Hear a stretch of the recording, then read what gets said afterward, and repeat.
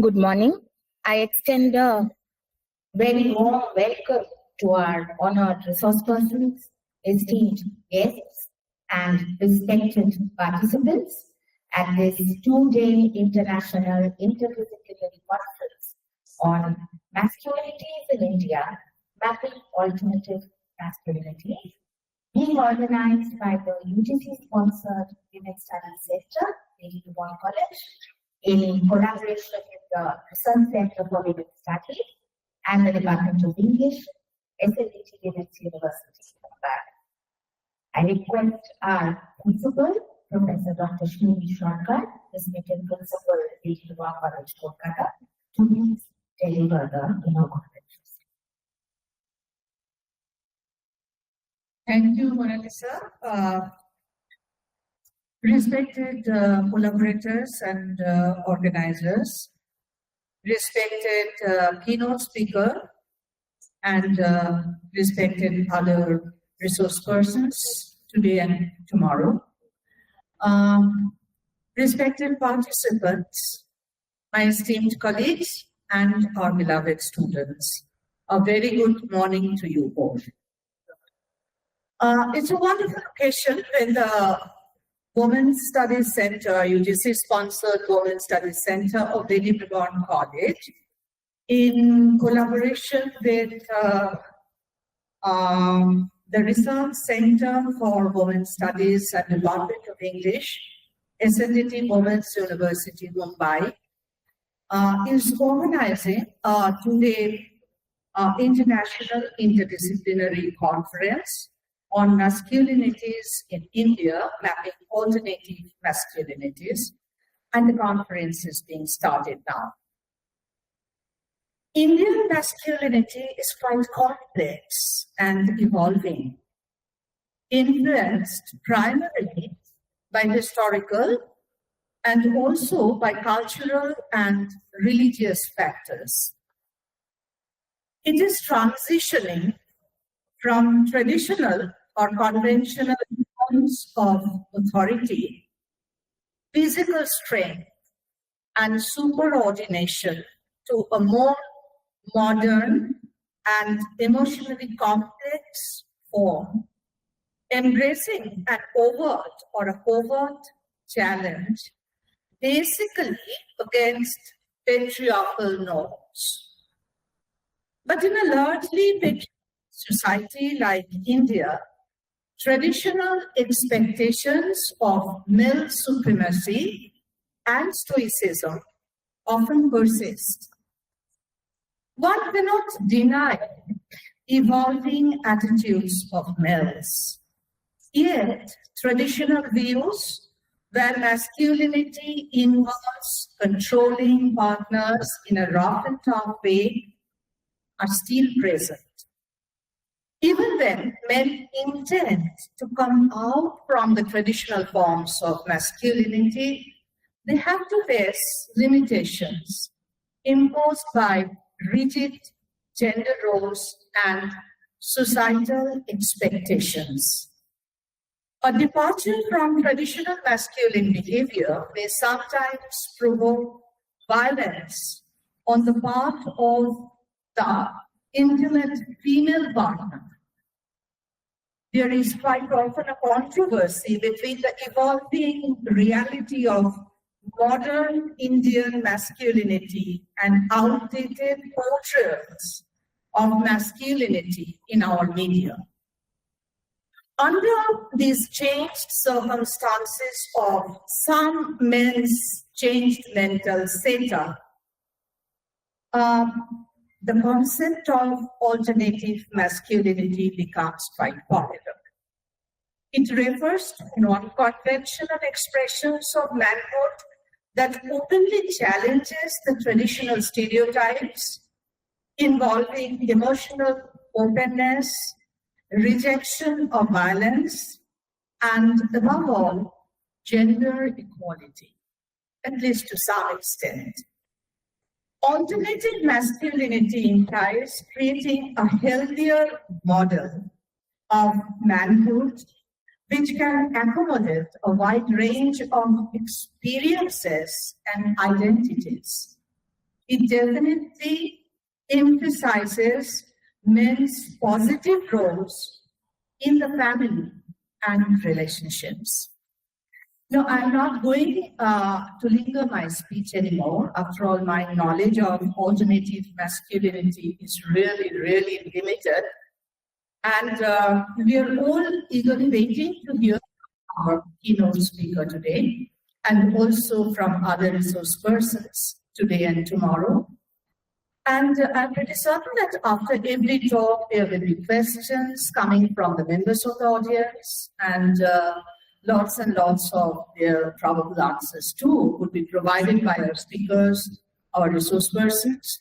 And at the end of this two-day conference, I'm pretty certain that everybody present here, both online and offline, will be able to know a lot more new things and a lot more new ways of explaining them. Everybody will feel more and more enriched and enlightened. I wish this two-day conference a grand success. Thank you.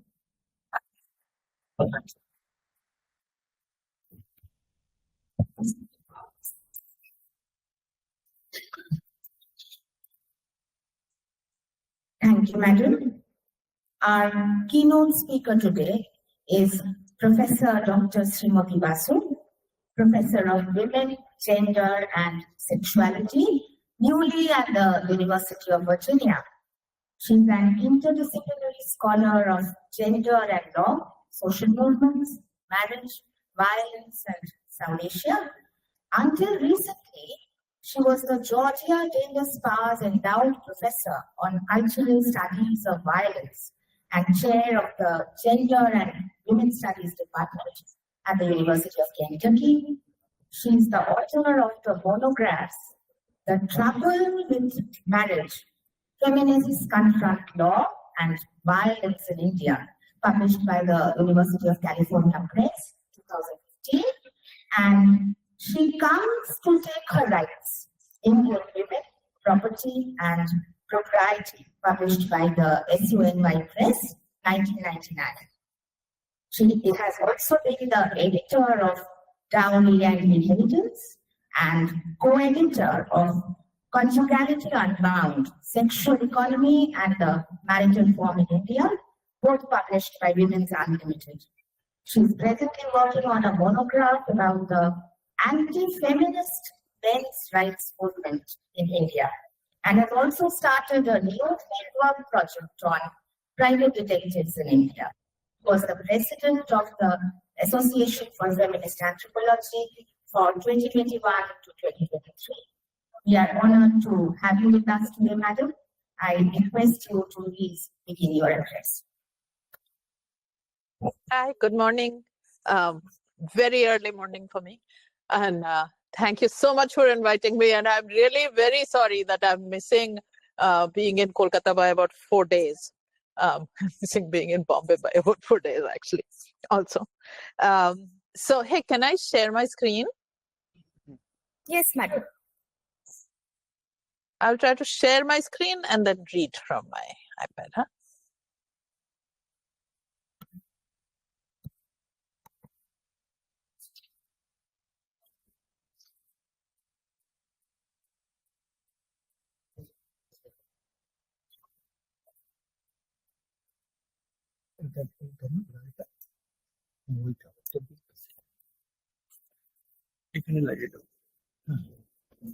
Yeah. Yes, the screen is visible, madam. Okay.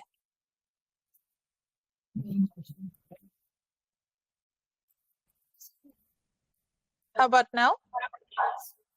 Yes, we can see the screen. Actually, you know, in that formation, I can't see any of you, so I'm going to go back to that other version.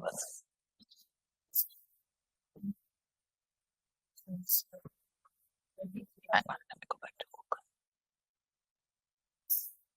Okay. So,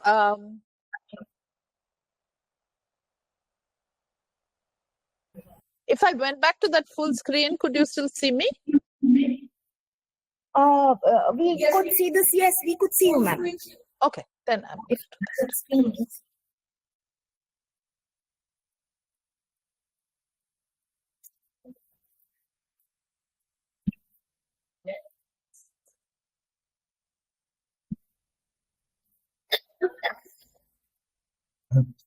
okay. Think that will do. Okay. Hi everyone. Good morning. Um,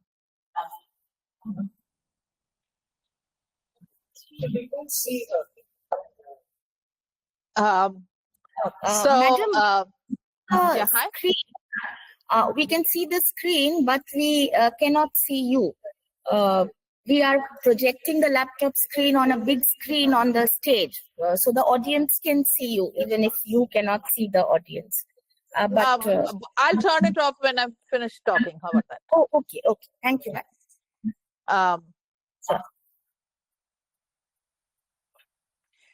Hi everyone. So as you know, it's November the 25th today, and last week was International Men's Day. So a friend in Delhi gleefully sent me this picture from a bar in Delhi. Oh, how do I advance it?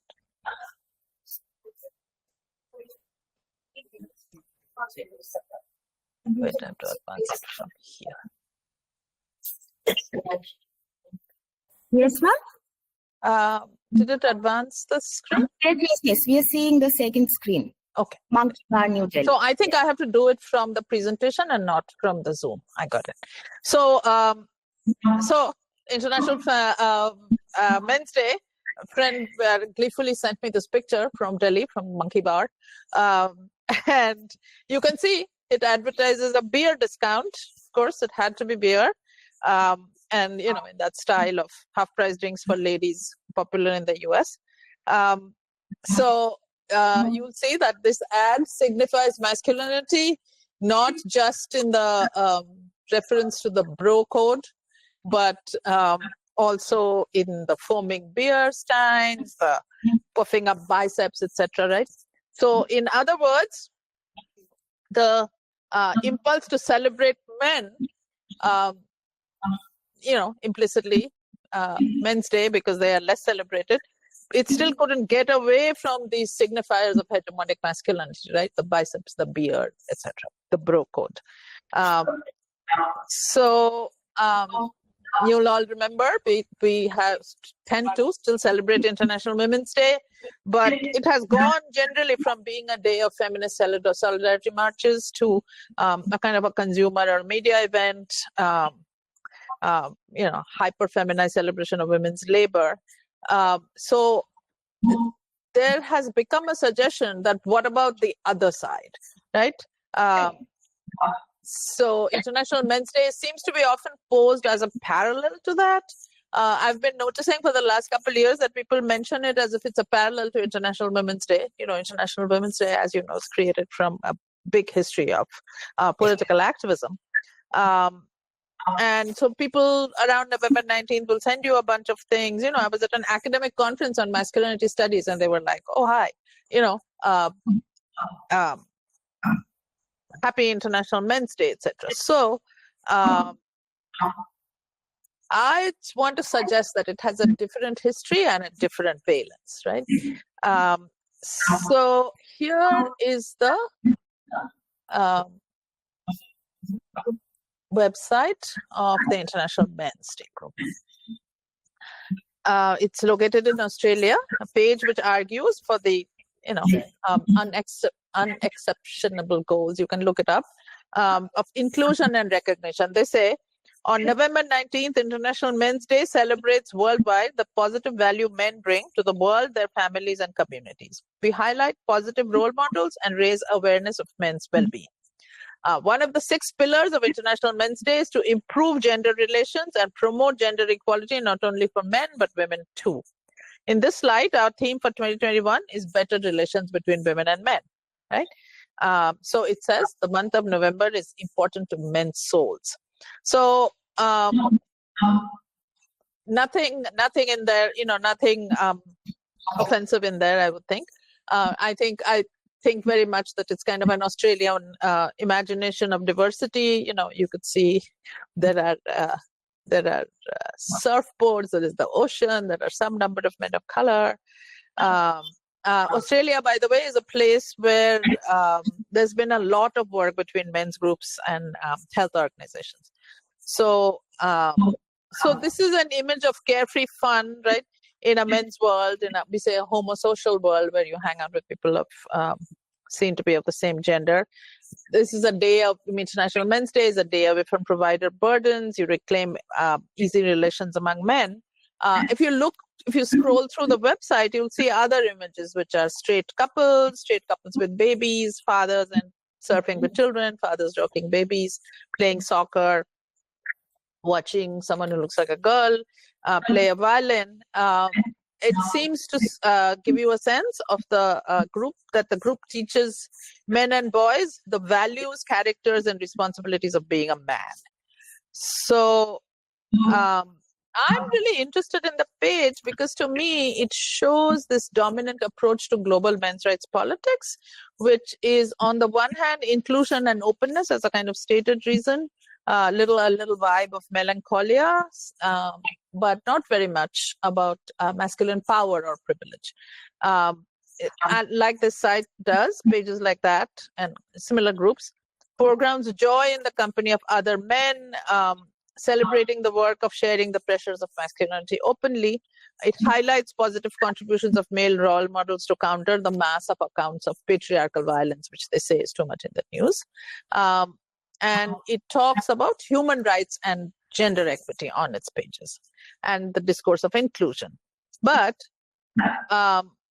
this kind of approach that seems admirable, nothing bad about it, is also coded to depict gender empowered as a system that primarily deprives and entraps men, right? So their vision of role model seems quite positive in its neutrality, that it says both men and women should lead by example to create a fair and safe society. This is one of their goals. But if you read further, you'll find that they make a difference between male role models and those who are part of this group, and according to them, those unsuspecting men pushing propaganda for gender activists, whom we would call pro-feminist men, but that they are against. So on the pages of a group like the International Men's Day, the phrase gender equality is used to foreground men's plight, right? To ask for fair treatment in family courts, federal recognition that victims of domestic violence are men, etc. They draw attention to the gender gap in education for boys and the health gap for men. I'll talk about more of that in a second, right? So I did my principal fieldwork on this project about 10 years ago. And my research assistants and I also participated in some jubilant gatherings for International Men's Day in 2013. I'll show you some images. The first one is right here in Kolkata. We were this cutting of a high pink cake and group photos in Kolkata. We were greeted at a photography exhibit in Bengaluru, eating puri halwa in Chandni Chowk in Delhi, in this booth that was festooned with movement posters. So at this just to tell you a little bit of a sense of the place, at the latter event, I watched MRAs toast International Men's Day with each other in this kind of cheers gesture, right? Every plate of puri halwa they were handling out to, it's kind of confusing. To other people, people were wandering by and they would say Happy International Men's Day, which, people didn't know what was going on.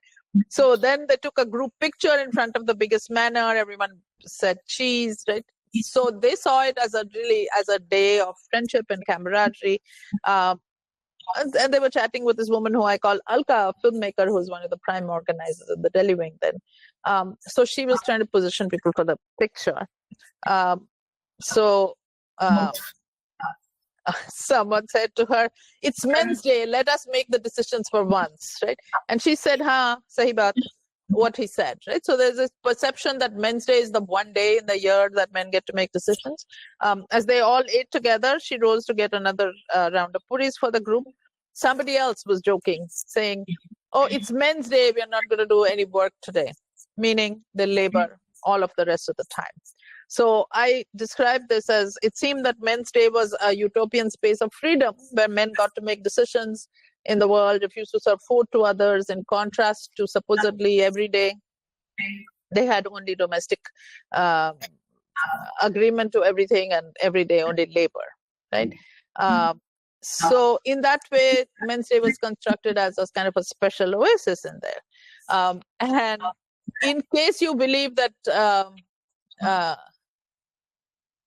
the International Women's Day is left out by these groups, here is their celebration of not celebration. They see International Women's Day as a day of mourning, right? So they celebrate March 9th as the Forgotten Women's Day, in honor of women forgotten by feminism, who are the mothers and daughters of husbands, right? So they describe themselves as a group of, you'll see on here, a group of bereaved, beleaguered, harassed, distraught, and tortured women of India. They ask for a boycott of March 8 events, etc. So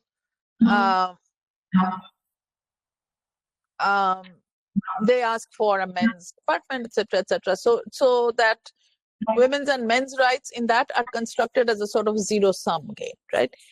So this is just a little piece of showing you that I've been looking at what is going on within these movements that are called men's rights movements, and I'm trying to see where they fit within global men's movements, right?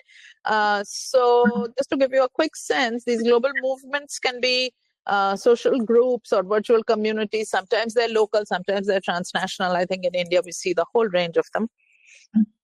Some of them are pro-feminist men's groups who address harms of sex roles, like, who are trying to do positive work, like MAVA, for example.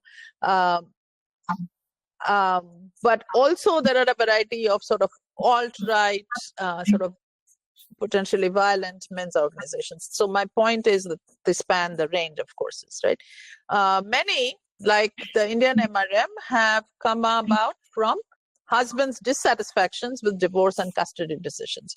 And here you can see that just like in India, Australia, Canada, and the United Kingdom have similar sort of disaffected husbands groups, right? In other countries, divorce is not the main thing that brings men's groups together, right? It could be something else. So South Korea often is cited as this place that there's been a real rise in men's rights groups. Partly the organization is called 4B, where women, young women in particular, have risen up against men. There is this Out with Man Haters rallies, and in response there is a burgeoning men's group which has actually played a big role in the recent election. So in all of these, across the range of all these groups, I'm interested in those that represent masculinity through a affective politics of abjection. They talk about health or weakness or death, and the Indian MRM is one of them. So they claim vulnerability, loneliness, and exclusion, often in an aggressive mode. So I'm interested in that combination of aggression and weakness, I guess. So as you can tell from this range of groups I just named, the notion of masculinity is inhabited very differently by groups across time and space and context. So today I want to give you a short overview of some of these literatures on masculinity, since many of you are not in a field where you're familiar with it.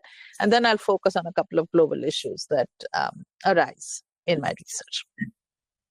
So I should say briefly that, while I've been working on this research and while I've been working on my book, I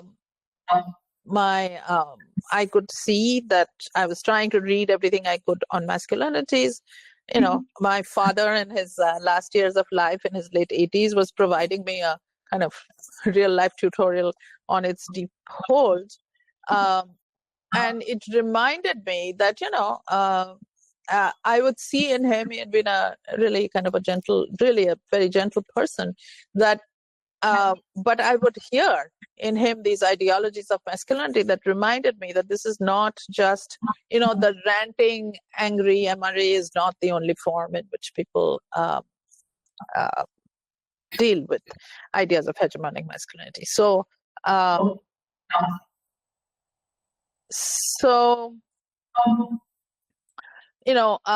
we can see there's various bits of research showing even the hardest, ways of trying to create positive masculinity, as we'll talk about briefly, often falls back on, again, ideologies of gender, ideologies of sexuality that are very deeply seated in our social conditions. So here you see, this is a quote from R.W. Connell. What she says is that we might say, to be sure, forms of masculinity or femininity come to be part of, what Bourdieu calls our habitus, our daily repertoires of practice. Our, they are formed through gender, but also through class and caste and ethnicity.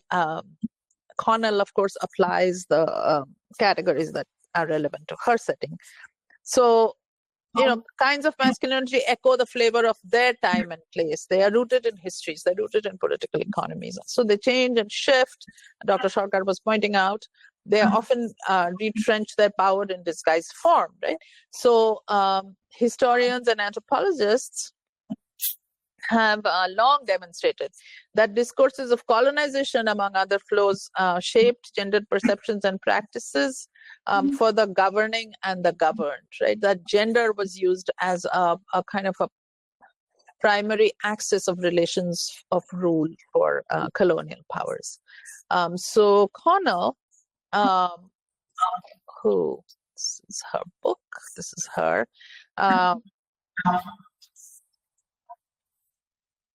defines masculinity this way, in terms of both structure and performance, right? As simultaneously a place in gendered relations, the practices through which men and women engage that place in gender, right? So it's not just the side through which we think, but it's what we do to make that happen. And third, the effects that those practices then have. She says that the best way to map the shape of masculinity in a given historical context is to is in this kind of grid of what are the forms of. So if you want to study how masculinity is operating, or gender is operating for that matter, you look at relations of power, at relations of production or work, and cathexis or attachment, which is a form of how sexual desire is mapped, how attachments are formed, etc. Right? So you look at, if you can map this in a given social structure, you begin to understand how gender works. So, so that we need to understand, as you can see from here, both realms of labor, realms of politics, and realms of the mind. Right? And so I should say that in the field of masculinity studies, you have two sort of strands. One, which we loosely think of as men's studies, which focuses on understanding how, male-identified people, men, often thought of as men, come to be social beings, right? How do people come to be constituted as men? And the second strand is more work on cultural theory, right? Where the people draw more on post-structuralist ideas to see how gender works. So how culture theory and history writes itself on our bodies, for example. So here people have drawn a lot on the work of Judith Butler, Jack Halberstam, etc. So, so within these masculinities, right, that across these hierarchies of class, caste, time, and region, each space, any given context, no matter how small, right? Or I mean, whether the space of a neighborhood, a school, a city, a state, a country, etc. Each space has a dominant form, and Connell popularized that as the word hegemonic masculinity. So the one way of visualizing that is this man box, all the characteristics that we see. So, it conjures up this hyper macho image of violence, a protector as a rationale for, poor impulse control, kind of this tough shelf, holding in affection, holding in communication. You can find a lot of interesting writing, memoirs, etc., that point this out. So, and this idea of masculinity as toxin, right? We've seen that in the work of, for example, mass killers who profess to be, this word incel. But you also see that in politicians and religious leaders and, husbands who turn out to be batterers, etc. Right? I mean, you can, very often on any given day, turn to the news and see that predominates as an idea. So, what's important there is the relationship of masculinity to power, right? So, as Connell indicates through the use of the word hegemonic, drawing on Gramsci, forms of power are sneaky, they are highly adaptive, etc., right? So, to see what the form of power is, we should not track the most macho person, because that in a given context might not be, that overwhelming, this act like a man box type of masculinity might not be what predominates. So what we need to trace is what is the most powerful, right? Connell says here, it is the successful claim to authority more than to, direct violence that is the mark of hegemony, right? So you can see that people have talked about political leaders as an important case in point. Here we go. You can, Putin famously, what an image, quotes hegemonic masculinity through its most obvious registers, right? Like, this bear horseback riding, right?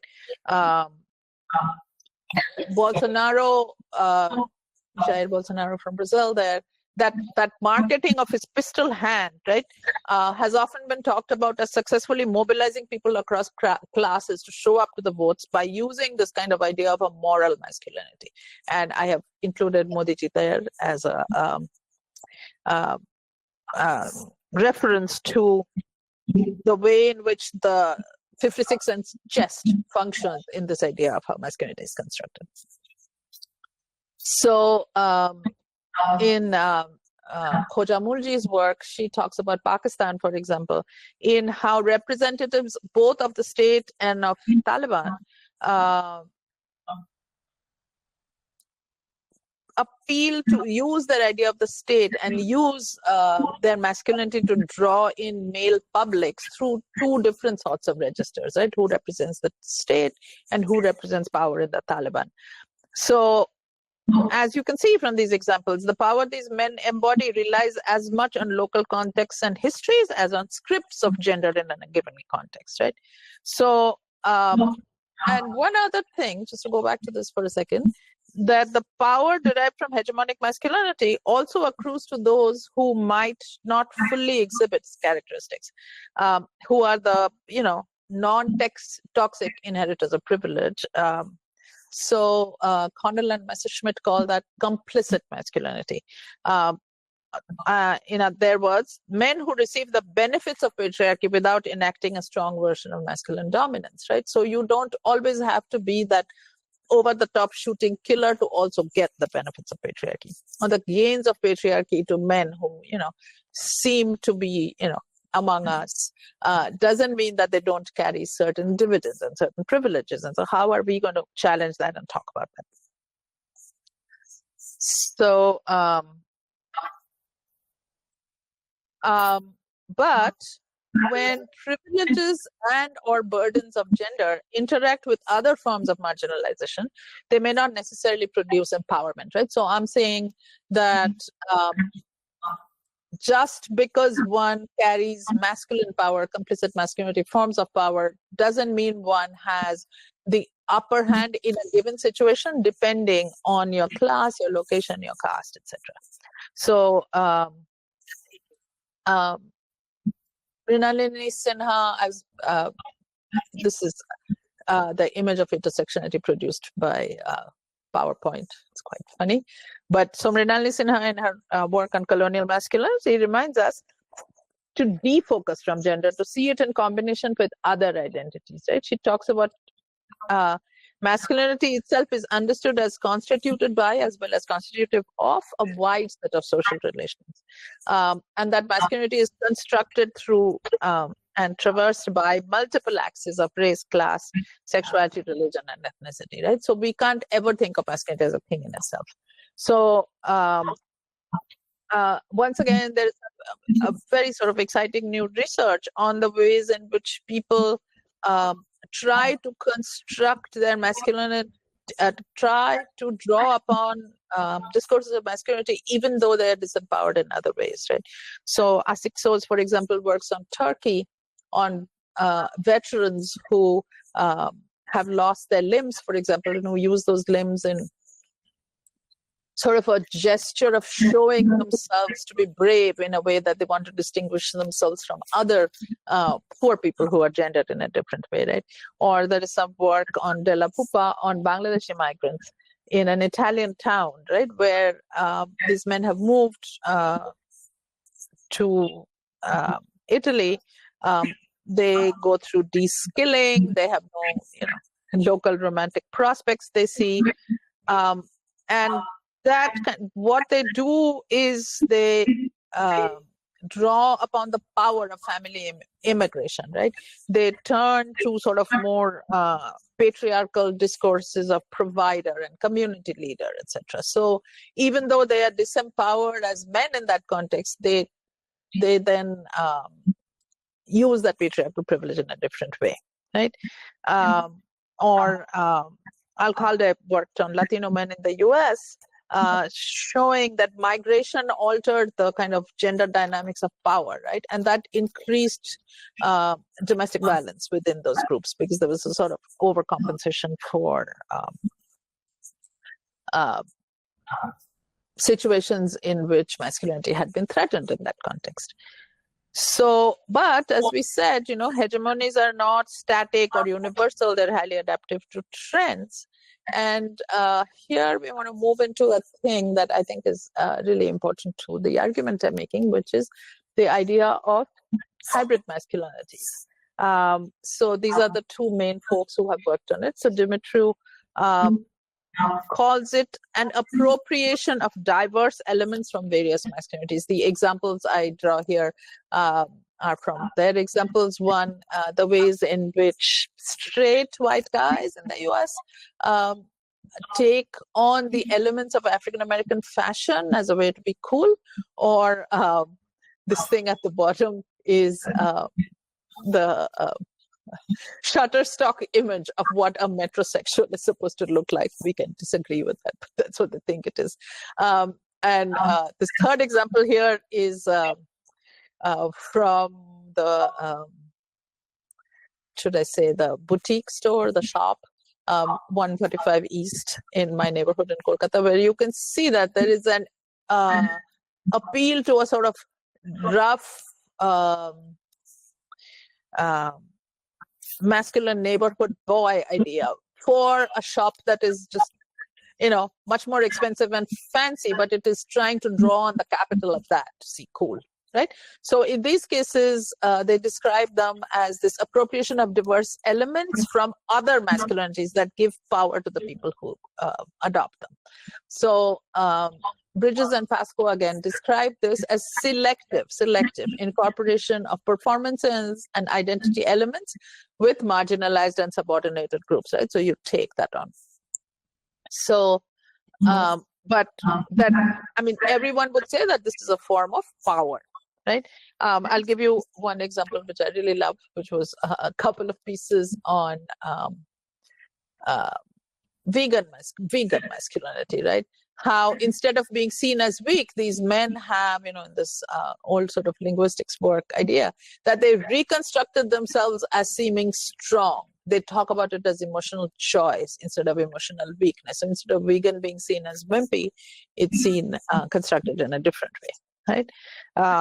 So, this idea of hybrid masculinity is often really very appealing to my students for all the ways that Dr. Sarkar was naming, right? It seems like a time of change. I usually ask them to bring in an example of hybrid masculinity. They bring in all sorts of fashion shows, etc., where people are incorporating different elements of gender into their clothing, for example. When they look at popular media among their peers, etc., in our students' age, they find lots of experimentation in style and reflectivity in embodiments. So they're resistant to the argument that a person such as Dumitru is making, that or Bridges and Pascoe are making, that hybridity ultimately works to shore up hegemony, right? It's a way of holding on to power. I mean, again, we can think of Gramsci there, that maybe a little bit is shifting and a little bit is not, but that's the form it takes, right? So Shannon Phillips has a very nice ethnography of young men in Delhi. It's called Becoming Young Men in New Delhi, actually. It's called Becoming New Men in a New India. Becoming Young Men in a New India. I'm looking at it across the room.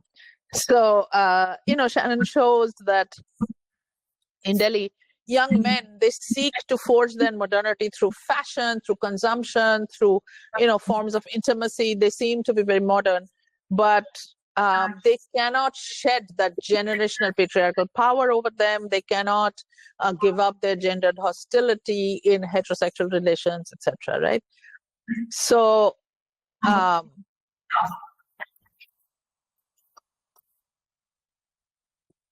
ultimately, people, these forms of hegemony, forms of privilege are really insidious, right, in those contexts. How am I doing on time? I have 6 minutes. Okay, I'm going to skip. I had a couple of examples of other projects where you can see that people, I'll talk about this since it's about domestic violence, right? So here, this idea of real men don't buy girls, right? Ashton Kutcher already had this campaign. It posits, it's trying to make a feminist case, right? It's trying to make a case against trafficking, make a case against domestic violence in some cases. But by doing so, the language of all this, right, like affirms the language of masculine, there being a real man that does something, rather than masculinity as constructed through, through forms of heterosexuality, through forms of caste, through forms of race, etc. Right? So this is that same campaign. My strength is not for hurting campaign, right? So it again constructs men in a particular kind of way, right? By seeing real men as strong men, right? Giving an idea to real men. Here is an example from the Indian MRM, right? That where they take on wearing other kinds of clothing, wearing women's clothing, and how it's seen as a form of power, right? So this is a 2014 march protesting divorce laws and maintenance awards. This is a group in Kolkata, Hridaya, where they donned saris, the headline says, believing that since a man's voice is never heard, they had to turn to a woman. So the sari is a symbol of their emasculation and powerlessness, and contrarily, according to them, a symbol of the power of feminists over them. They conflate the power of feminists over them with their wives' power as well. You can see in the things. So if we look at historical work on India, though, you can also see that to study men's rights groups in contemporary India means to work in the knowledge of histories and political and cultural formations, literary culture, the arts, etc. Right? Sinha points out that people didn't do masculinity studies until recently, but historians have long demonstrated governance through the logic of gender. You know, how gender was used in forms of governance and the instabilities of gender and power. You can see that in how manliness shaped colonial governance, how kinship and conjugal resources were used to shape forms of law or the market, and gendered registers of class and caste, how they work themselves into political economy. So other folks have worked on, like Das Gupta and Gokul Singh have worked on the colonial legacies of the desexualization or de-eroticization of Indian male sexuality, or the identifications were hyper-masculine and deliberately feminized anti-colonial and post-colonial discourses that we see quite recently. There's some very nice ethnographic work in men's worlds of shared politics or work or workouts or mobility or friendship or intimacy that are very deeply pleasurable roots for identity formation, right? So that is what it has meant for scholars of India to take on men's studies. So that was my little survey of the literature on masculinities. To indicate to you that men, depending on their race or their queerness or their caste, will inhabit hegemony and hybridity in complicated ways, right? So in the last few minutes, I want to highlight some of the ways in which men's rights movements, and the Indian men's rights movement in particular, lays claim to non-hegemonic notions like vulnerability, weakness, economic deprivation, ill health, right? As forms of cultural capital that they believe to be really valuable. So I've talked a lot about forms of ways in which they show embodied vulnerability in sort of cultural realms, but I'll talk about health today. So in these other conversations, there is this idea that men have disproportionately faced economic burdens and neglects, right? They carry everything, they do everything, they don't get enough recognition. So here are a couple of ways in which vulnerability is talked about, right? Here is again someone from Hridaya. This is the language of gender roles, right? The psychic harm of ideologies.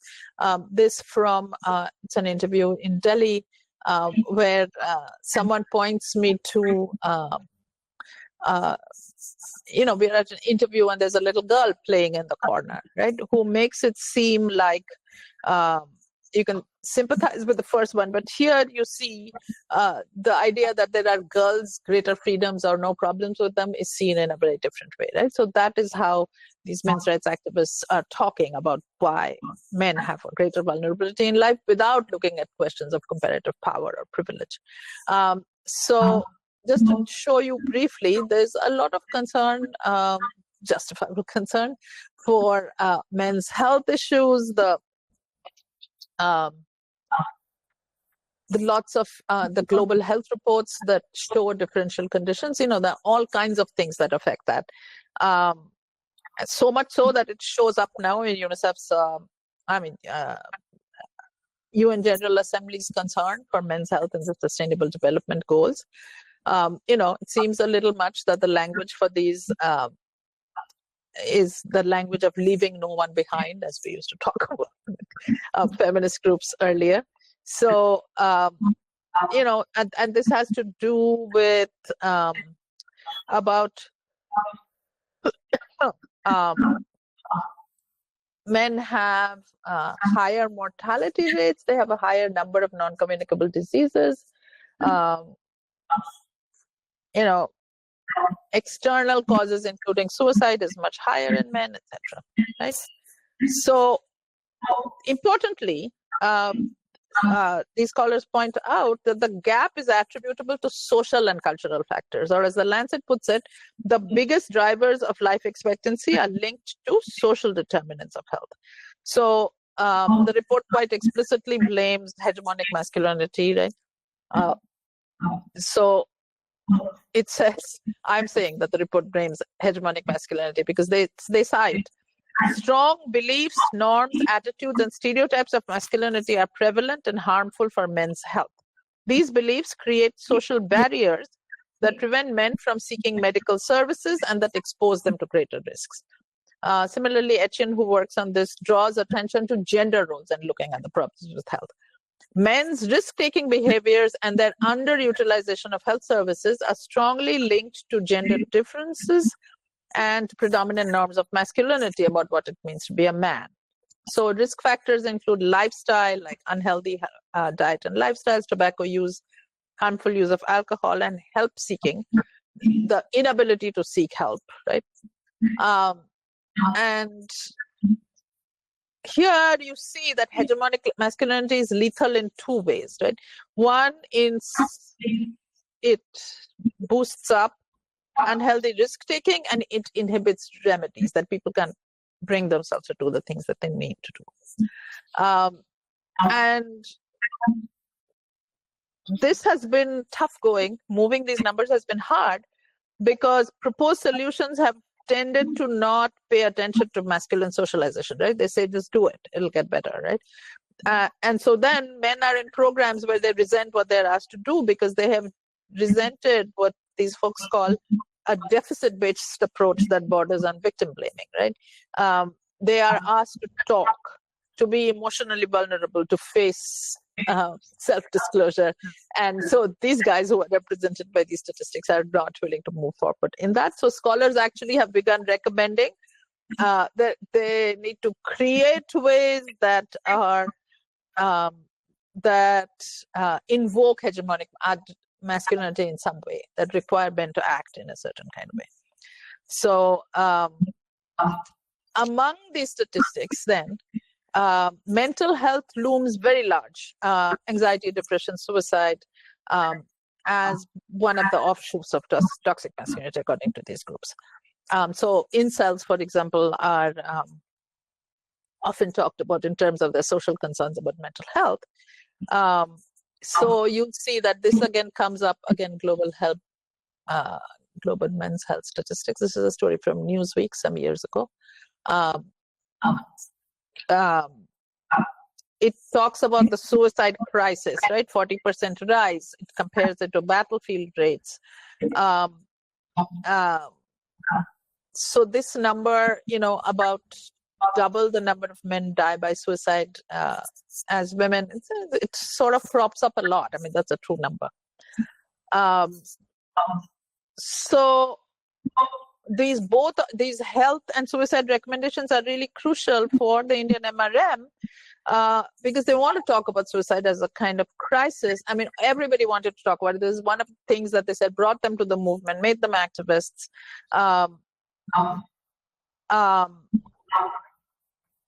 They follow suicide story in the news, they weigh in, and they mostly talk about it either in terms of insufficient attention to men's deaths, or they talk about blaming women for men's deaths, right?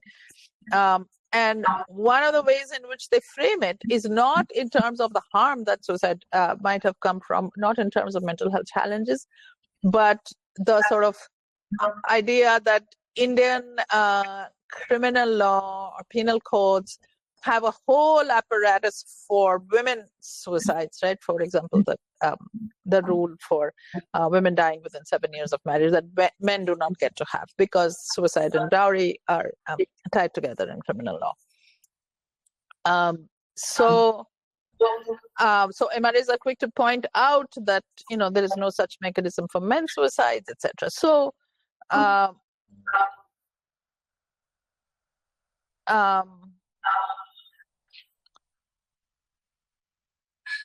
what I'm not going to go into the statistics here or interpret them, but just to tell you that the numbers on suicide are extremely confusing if you look at NCRB numbers.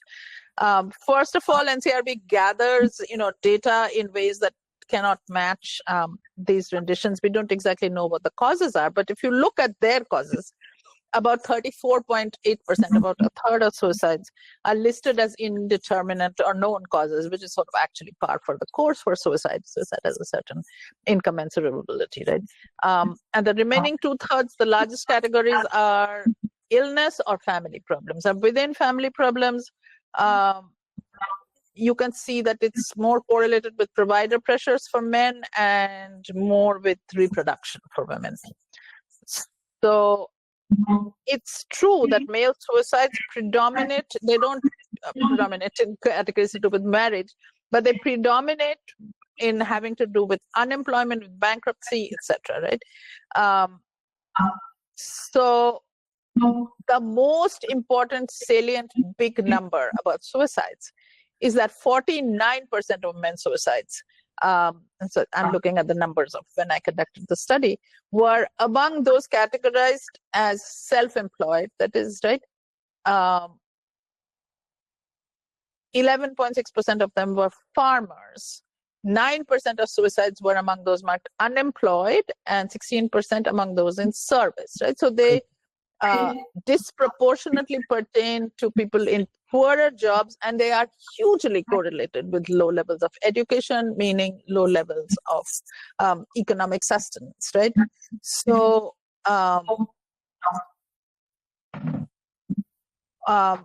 among suicides, almost 50% of men have a less than secondary education. So economic pressures correlate with that, right?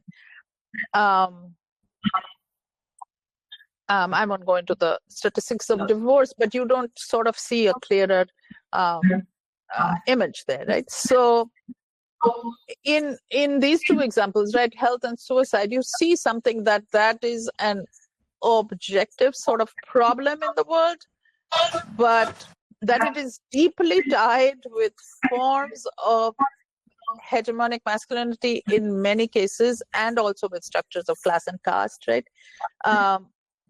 That when the MRM is pointing to those as a problem, and the movement is pointing to them as a problem, they are merging these inequalities of resources and health with legal outcomes in divorce and custody cases, right? So in many of these cases, you'll see the bulk of the movement consists of men who consider losing custody or paying large settlements unfair. But that inequalities of resources and health doesn't pertain to many of them who are much more middle-class people, right? The leaders among these groups are economically privileged, middle-class, upper caste. They are situated very differently from the men and boys who lead precarious socioeconomic lives. So this becomes a form of sort of hybrid masculinity of taking that on, to go back to my idea, right? So the sociologist Bush et al., they call this the appropriation of egalitarianism, to reinstate men's traditional patriarchal rights within the family, right? So on the one hand, MRAs occupy the embodiment of feminists or women, when they wear saris, they use the saris to project their sorry emasculated state. On the other hand, they identify with the marginalized by expanding the category of men that allows them to make claims for health and development resources typically targeted to women as a group, taking it up out of them. Thank you all. I am going to stop the share so I can see everybody.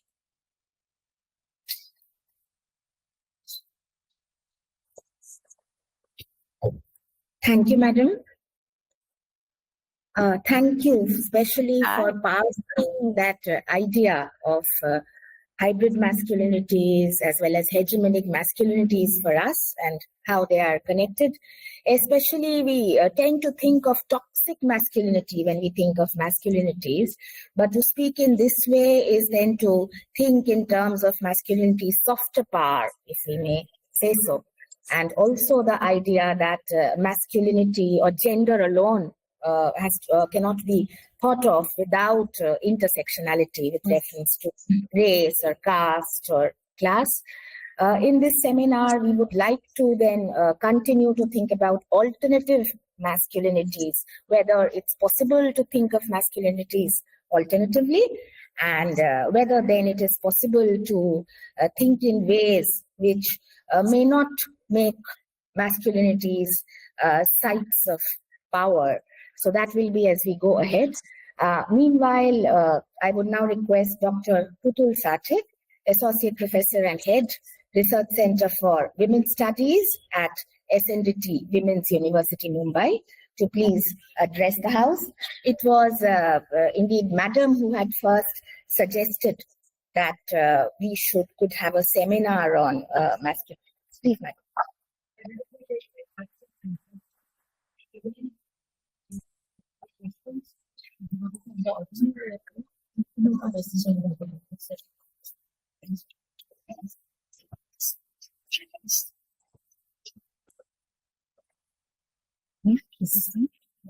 Yes. Then Madam will see.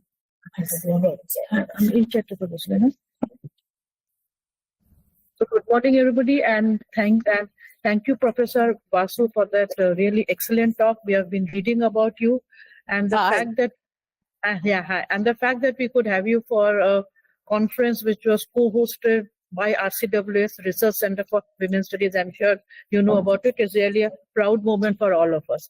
I actually this introductory, the address was supposed to be before your talk, but because of the That's okay.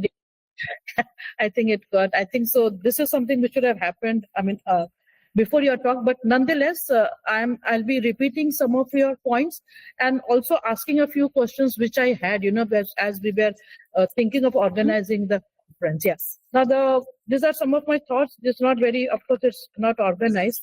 Now, the first point which I thought, when we thought about this conference was that the engagement with the phenomenon of alternative. Yeah. Okay. Is this fine? Is this fine? Yeah, it's not there. So the engagement with the phenomenon of alternative masculinities, we thought is something which has been happening.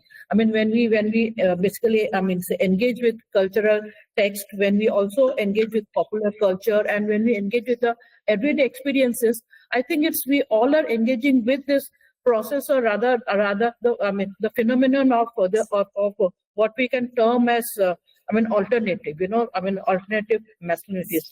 However, what I thought, and let me tell you, this was my very personal intervention, was that with the advent of gender studies, women's studies, okay, and especially then what happens that perhaps this whole process, this is a fluid process which is happening, is sort of, it gets consolidated.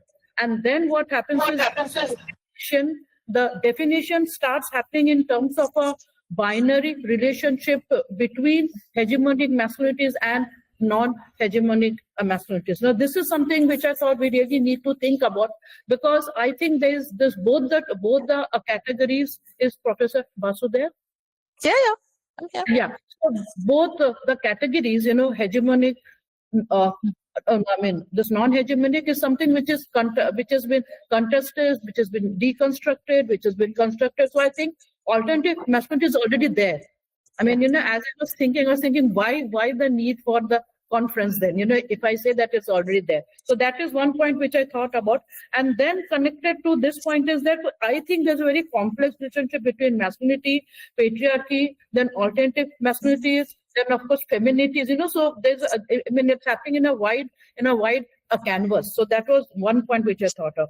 The next thing I thought is that the phenomenon of alternative masculinities also calls for an engagement with the historical experience of being a man and a woman. I think something which Mrinalini Sinha has done so well, and which the others are also doing.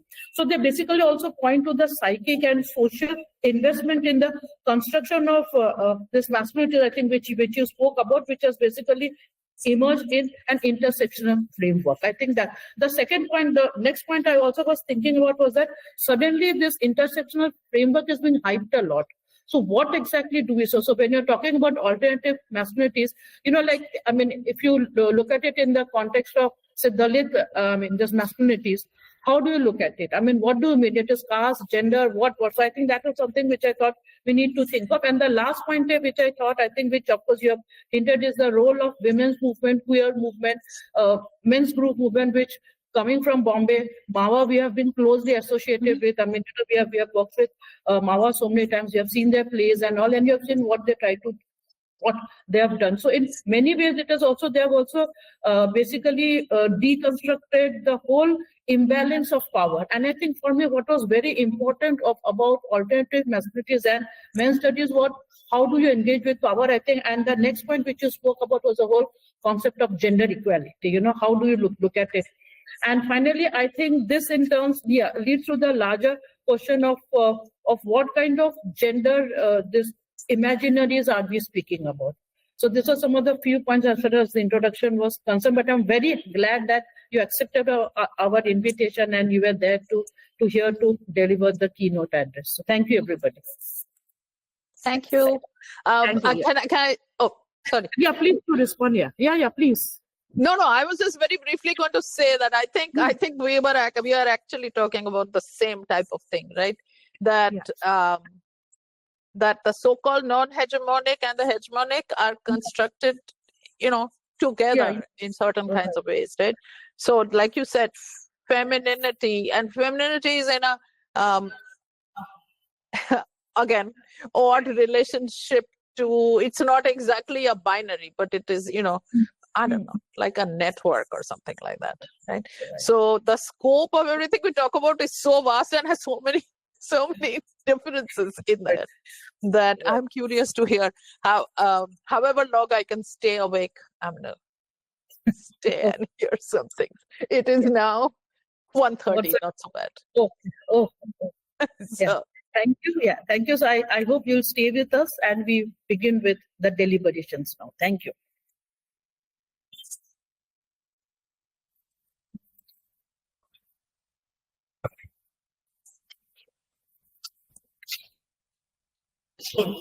Thank you, Putul, and thank you once again, madam.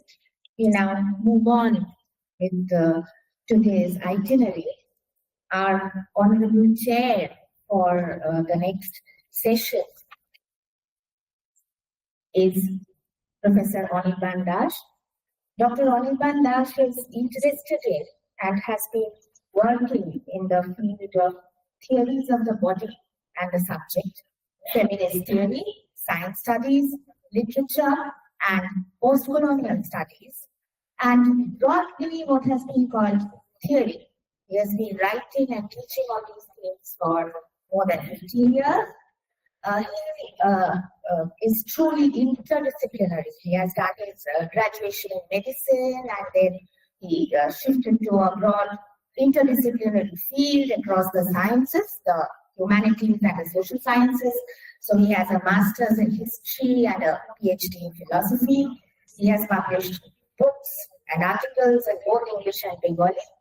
He has also obtained the Srimati Basu Memorial Award for Bengali nonfiction and has held research positions at the Indian National Science Academy, the School of Women's Studies, Jabalpur University, the Center for Contemporary Studies at the Indian Institute of Science, Bangalore, the Department of Political Science, Delhi University, and the Center for Humanities, Utrecht University.